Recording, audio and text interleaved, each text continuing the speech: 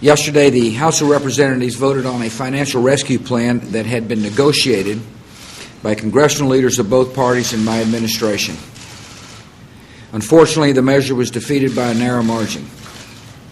I'm disappointed by the outcome, but I assure our citizens and citizens around the world that this is not the end of the legislative process.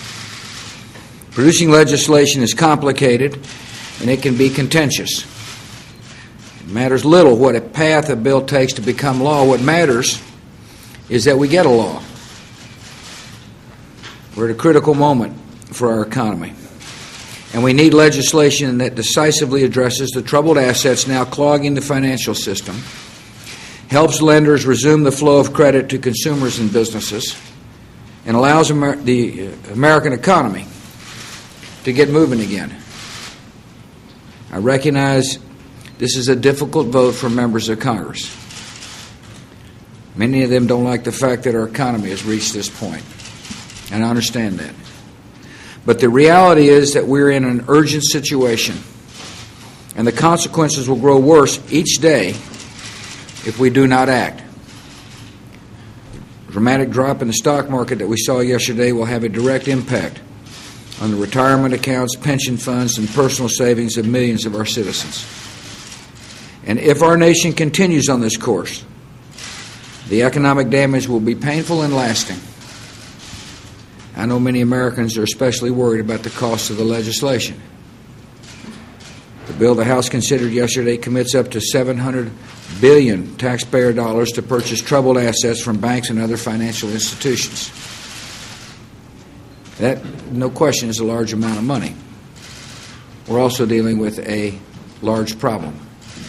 But to put that in perspective, the drop in the stock market yesterday represented more than $1 trillion in losses. Furthermore, both the nonpartisan Congressional Budget Office and the Office of Management and Budget expect that the legislation considered would ultimately cost the taxpayer far less than the $700 billion, because the government would be purchasing troubled assets and selling them once the market recovers. It is likely that many of the assets would go up in value over time. Ultimately, we expect that much, if not all, of the tax dollars we invest will be paid back.